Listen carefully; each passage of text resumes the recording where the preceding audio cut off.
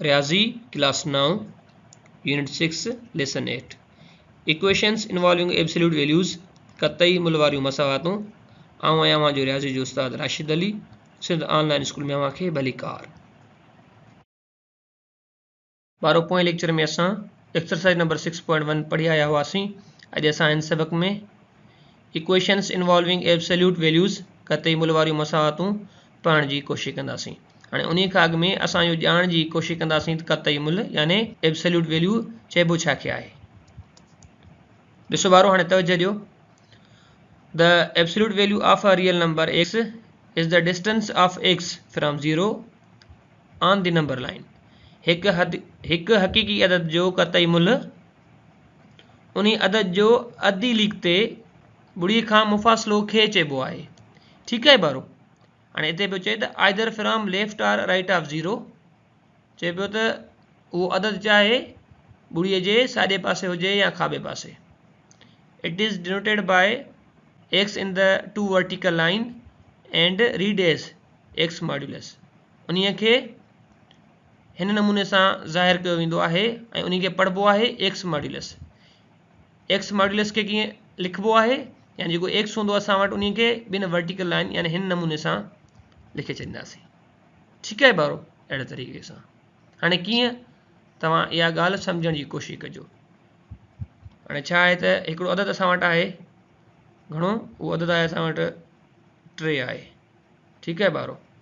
हाणे मां ही अधी लीक ठाही, हिते असां वटि ॿुड़ी आहे विच ते, हेॾे वेंदासीं हिकु यूनिट त 1 2 3।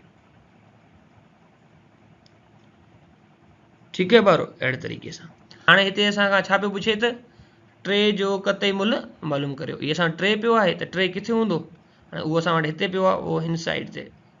ठीकु आहे ॿारो। हाणे हिते असां 3 ई पियो आहे। हाणे 3 जो ॿुड़ी खां जेको डिस्टेंस आहे उहो घणो आहे, उहा 1 2 3 उहो आहे 3। त पोइ यानी 3 जो कतई मुल बीठो 3। पर जेकॾहिं साॻे ई नमूने सां जेकॾहिं असां वटि मिलियल हुजे हा माइनस जो 3, ठीकु आहे, त हिते छा थी वञे हा माइनस जो 2, हिते छा थी वञे हा माइनस जो 1।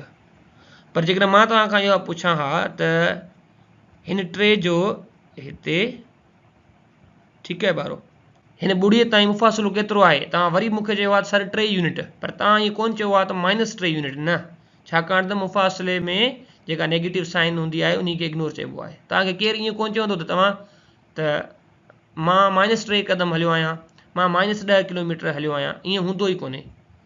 तव्हां जंहिं जाइ ते बीठा आहियो उहो आहे सम्झ त ॿुड़ी, तव्हां उन जे हिन तरफ़ वेंदो त बि तव्हां कुझु मुफ़ासिलो तय कंदव, उन ॿुड़ीअ जे तव्हां जेकॾहिं खाॿे पासे अचो था त बि तव्हां मुफ़ासिलो तय कंदव। तव्हां ईअं कॾहिं कोन चवंदो त असां माइनस में मुफ़ासिलो तय कयो आहे। उन जे करे जेका असां वटि एब्सोल्यूट वैल्यू हूंदी आहे उहा हमेशह पॉज़िटिव ई ईंदी आहे, चाहे उहो नंबर ॿुड़ीअ जे साॼे पासे हुजे या खाॿे पासे। ठीकु आहे ॿारो।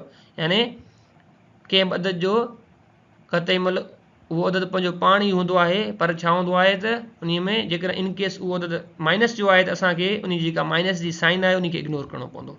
इहा शइ तव्हांखे पंहिंजे ज़हन में रखणी पवंदी। ठीकु आहे ॿारो। हाणे हिते पियो चए त if x is a real number, जेकॾहिं एक्स हिकु हक़ीक़ी अदद आहे, then absolute value or modulus value of x is defined as under. त पोइ एक्स जो कतई मुल या मॉड्यूलस मुल हेठे तरीक़े सां बयानु थींदो आहे। हाणे कीअं, असां वटि जेका पहिरीं कंडीशन आहे, चए पियो त modulus of x is equal to x when x is greater than 0। हाणे कीअं, हाणे तवजो ॾियो। हाणे हिते इहा ॻाल्हि पियो करे पहिरें नंबर कंडीशन जे अंदरि, सपोज़ था कयूं हिते त जेको एक्स जो मुल आहे मां हिते रखो थो एक्स इज़ इक्वल टू 6। ठीकु आहे ॿारो। त पोइ छा थींदो त modulus of 6 is equal to 6। हाणे इहो कॾहिं थियो, जॾहिं असां वटि जेको एक्स जो मुल आहे ॿुड़ी खां वॾो थियो, छो जो 6 ॿुड़ी खां वॾो आहे। ठीकु आहे ॿारो। हाणे ॿी नंबर कंडीशन में असांखे ॿुधाए पियो त modulus of x is equal to 0 when x is equal to 0। हाणे हिते हिन सिधी ॻाल्हि करे छॾी आहे त एक्स जो मुल हमेशह सिर्फ़ु 0 ई थींदो, 0 खां मथे बि न, 0 खां घटि बि न, सिर्फ़ु 0 ई हूंदो। त पोइ इहा ॻाल्हि सफ़ा सवली आहे। हाणे कीअं, एक्स इज़ इक्वल टू 0 अहिड़े तरीक़े सां त modulus of 0 is equal to 0। कॾहिं मुमकिन आहे जॾहिं असांखे एक्स जो मुल्ह 0 गिवन हुजे। हाणे 3 नंबर में इहा ॻाल्हि पियो करे त modulus of x is equal to minus x when x is less than 0। पर हिन सिचुएशन खे तव्हांखे सुहिणे नमूने सां सम्झणो पवंदो। हाणे जेको अदद 0 खां नंढो हूंदो त उन खे कीअं लिखिबो, लाज़मी आहे उन में नेगेटिव जी साइन ईंदी। हाणे हिते इन जो मतिलबु इहो थियो त एक्स इज़ इक्वल टू मां थो खणा -7। ठीकु आहे ॿारो, यानी हिते असांखे 3 नंबर जेका कंडीशन गिवन आहे उते मां एक्स जो वैल्यू घणो खयो आहे -7। त पोइ हिते थी वेंदो त -7 the modulus of -7 is equal to उते लिखियलु आहे -x, यानी माइनस ही अंदरि वरी -7 आयो। त पोइ छाजे बराबरि थींदो, इहो बराबरि थींदो 7 जे। यानी असांखे जेको लास्ट में जेको बि जवाबु मिलंदो उहो वरी बि पॉज़िटिव ई मिलंदो। पर चए पियो त तॾहिं मुमकिन आहे जॾहिं असां वटि एक्स जो मुल्ह लेस देन 0 जे हुजे। ठीकु आहे ॿारो, इहे ॻाल्हियूं तव्हांखे सम्झ में अची वियूं। यानी जॾहिं तव्हांखे एक्स जो मुल्ह नेगेटिव में हूंदो त उन सां वरी नेगेटिव असांखे ज़र्ब करणी पवंदी त जीअं उहा साइन जेका आहे माइनस वारी ख़तमु थी वञे। हाणे ॾिसो आख़िर में असां नोट पियो आहे न हिते। हाणे हिते छा पियो चए त हाणे इहो ॿुधाए पियो त absolute value of a number is always non negative. कंहिं बि अदद जो कतई मुल्ह हमेशह गैर काटू अदद ईंदो। ठीकु आहे ॿारो, अहिड़े तरीक़े सां ॾिसो ॿारो, हींअर असां वटि आहे त solve the equations involving absolute values in one variable. हिकु बदिलजंदड़ में कतई मुल्ह वारियूं मसावातूं हल करियो। ॾिसो ॿारो, हींअर असां पहिरियों नंबर मिसाल आहे solve modulus of 5x - 3 - 2 is equal to 3। हाणे छा करिणो आहे असांखे, हिते असांखे इक्वेशन गिवन आहे जंहिंमें एब्सोल्यूट वैल्यू कंसिस्ट करे पई। हाणे हिते असांखे इक्वेशन मिलियल आहे जेका एब्सोल्यूट वैल्यू ते मुश्तमिल आहे। असांखे उन खे हल करिणो पवंदो। उन जे लाइ सभु खां पहिरियां हिते लिखी वेंदासीं सॉल्यूशन। सॉल्यूशन लिखण खां बाद में जेको सम गिवन आहे उहो लिखी था वञूं। उहो आहे त modulus of 5x - 3 - 2 is equal to 3। ॾिसो ॿारो, तवजो ॾियो, सभ खां पहिरियां असांखे हिते छा करिणो पवंदो, हिते ही जेको मॉड्यूलस गिवन आहे 5x - 3 जो उन जे लाइ हिन इक्वेशन खे हल करिणो पवंदो। त पोइ हाणे अॻियो स्टेप थी वेंदो असां वटि त modulus of 5x - 3 is equal to 3 + 2। हाणे जीअं आमतौर ते असां वटि थींदो आहे, ॾिसो हिते हुजे हा त x - 2 इज़ इक्वल टू 3, त हिते असां हिन इक्वेशन खे हिन एक्स लाइ सॉल्व कयूं आहे। त पोइ हाणे हिते असां हिन इक्वेशन खे हिते मॉड्यूलस लाइ सॉल्व करियूं पिया। ठीकु आहे ॿारो, त पोइ हिते असां वटि अॻियो स्टेप थी वेंदो त modulus of 5x - 3 is equal to 5। ॾिसो हिते जेका असांखे एब्सोल्यूट वैल्यू मिली आहे हिन मॉड्यूलस जी, उहा छा मिली, उहा असांखे मिली आहे 5। जेकॾहिं हिते -5 मिलिया त असां हिनखे फर्दर सॉल्व न कयूं आहे, छाकाणि कॾहिं बि असां वटि जेका एब्सोल्यूट वैल्यू हूंदी आहे उहा नेगेटिव न ईंदी आहे। इहा ॻाल्हि तव्हांखे पंहिंजे ज़हन में रखणी। पर असां हिते हिन एब्सोल्यूट वैल्यू जूं कुझु 3 कंडीशन्स पढ़ियूं हुयूं। हाणे जेकॾहिं जेको इनसाइड जेको पार्ट पियो आहे हिते ईअं सम्झो त हिते असांखे जेका एक्स जो मुल्ह गिवन आहे उहो छाजे बराबरि आहे, उहो आहे 5x - 3 जे। त इन जे लाइ असांखे 3 सिचुएशन गिवन हुयूं न, त इहो एक्स या त 0 खां नंढो हूंदो या 0 खां वॾो हूंदो या त 0 हूंदो। ठीकु आहे। ॾिसो ॿारो, हाणे हिते ही 0 जे बराबरि न आहे। हाणे 2 कंडीशन थी सघनि थियूं। हिन अंदरे पार्ट जो जेको मुल्ह आहे उहो असां रखी सघूं था। त हाणे हिते लिखांसि थो मां by the definition of modulus लिखंदासीं हिते। हाणे कंडीशन्स कहिड़ियूं लिखी सघूं था त 5x - 3 इज़ इक्वल टू 5, या त ईअं, या ॿी कंडीशन आहे त 5x - 3 इज़ इक्वल टू -5। हाणे तव्हां ईअं न चइजो त ही हिते जेको आहे मॉड्यूलस -5 आयो आहे, न, हीउ जेको इनसाइड पार्ट आहे उन खे हल करण जो तरीक़ो ई आहे। ठीकु आहे ॿारो, हाणे मॉड्यूलस असांखे मिलियो 5, सही आहे न। असांखे हिन इक्वेशन खे हल करिणो आहे, असां उन खे हल करियूं पिया। जॾहिं बि असां मॉड्यूलस हटाईंदा आहियूं त बराबरि जे हुन साइड असां वटि इहे 2 कंडीशन्स ईंदियूं आहिनि। सही आहे। त पोइ हाणे हिते थी वेंदो त 5x इज़ इक्वल टू 5 + 3। त पोइ हाणे 5x इज़ इक्वल टू 8। त हिते असांखे x जो मुल्ह मिलियो 8/5। साॻे तरीक़े सां हिते कीअं थींदो त 5x इज इक्वल टू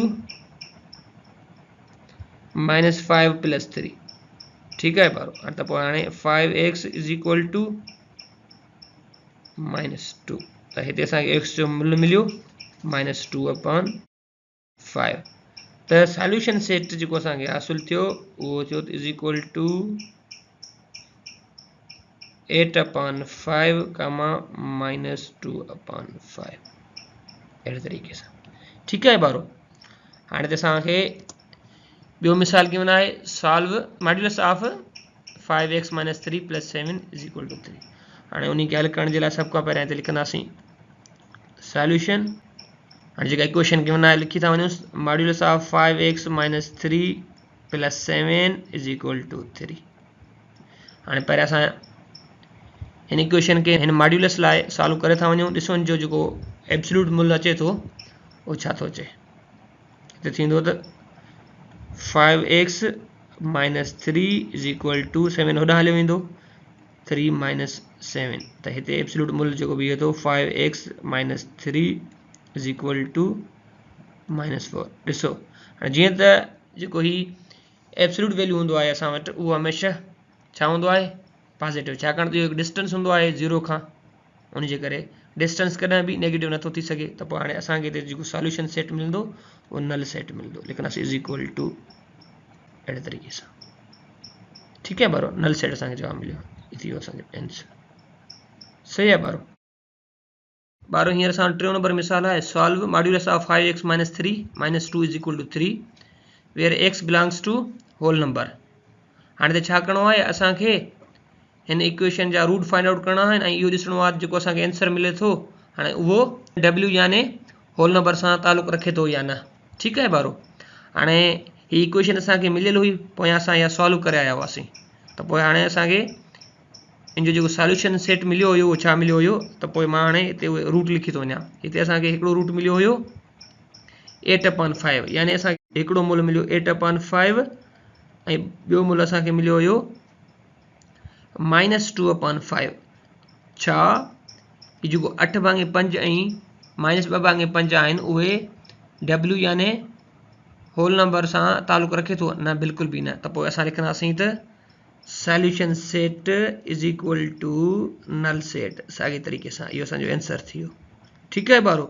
हाणे हिते असां वटि चौथों नंबर मिसाल आहे solve modulus of 2y - 5 + 2 is equal to 7। हाणे उन जे लाइ सभ खां पहिरियों लिखंदासीं सॉल्यूशन। सॉल्यूशन लिखण खां बाद में पहिरियों स्टेप तव्हां ही लिखी वञिजो ठीक है बारो। हाणे हिन मॉड्यूलस जे लाइ सॉल्व करे वेंदासीं। ही जेको प्लस जो बा आहे उहो राइट साइड अची वेंदो त पोइ इहो थी वेंदो त modulus of 2y - 5 is equal to 7 - 2 modulus of 2y - 5 is equal to हाणे मिलियो असांखे 5। ॾिसो जीअं त एब्सोल्यूट वैल्यू या मॉड्यूलस असांखे मिलियो आहे प्लस जो 5 यानी इहो सही आहे। जी हाँ बिल्कुलु। हाणे हिते असांखे y जो मूल्य मिलंदो असां हिन खे फर्दर सॉल्व कंदासीं त पोइ हाणे हिते लिखंदासीं त हाणे अंदरें हिसे जे लाइ 2y - 5 जे लाइ त by the definition of modulus लिखंदासीं त वी हैव हाणे ॿ सिचुएशन्स थी सघनि थियूं न त 2y - 5 इज इक्वल टू 5 हिकिड़ी सिचुएशन इहा ऐं ॿी सिचुएशन कहिड़ी थींदी त 2y - 5 इज इक्वल टू -5 ठीक है बारो। हाणे असां हिन खे फर्दर हिन y जे लाइ सॉल्व करे ईंदासीं सही आहे। त पोइ हाणे अॻियो स्टेप थींदो त 2y इज इक्वल टू हाणे 5 साॻी जॻह ते पियो आहे त पोइ 5 + 5 त 2y is equal to 10 y is equal to 10/2 त पोइ हाणे 2 जी टेबल 10 ते वई 5 टाइम त पोइ y इज इक्वल टू असांखे मूल्य मिलियो 5। साॻे तरीक़े सां हाणे असां छा कंदासीं हिते त हिन इक्वेशन खे बि सॉल्व करे वेंदासीं त पोइ हीउ जेको माइनस जो 5 आहे साॼे पासे अची वेंदो इहो थींदो प्लस जो त 2y इज इक्वल टू -5 जेको सेम पियल हुयो इहो थी वियो प्लस जो 5। हाणे ही हिक ॿिए में ख़तमु थी विया असांखे जवाबु मिलियो 2y इज इक्वल टू 0 त पोइ हिते असांखे y जो मूल्य मिलंदो 0 ठीक है बारो। त पोइ हिते असांखे सॉल्यूशन सेट मिलियो त हिकिड़ो मिलियो असांखे 5 ॿियो मिलियो असांखे 0। पर जेकॾहिं हिते असांखे चए हा त छा जेकॾहिं y बिलोंग्स टू w त पोइ बि असांखे छाकाणि 5 बि होल नंबर आहे 0 बि होल नंबर आहे त पोइ असां सॉल्यूशन सेट इहो ई लिखियो आहे। पर हिते ॾिसो 8 भाङे 5 बि तालुक न पियो रखे W सां, -2/5 बि W सां तालुक न पियो रखे, उन जे करे। ठीकु आहे ॿारो, अहिड़े तरीक़े सां असांजो अॼु जो सबक़ हिते पूरो थियो। वरी मिलंदासीं नए सबक़ में, तेसीं ताईं अला भाई।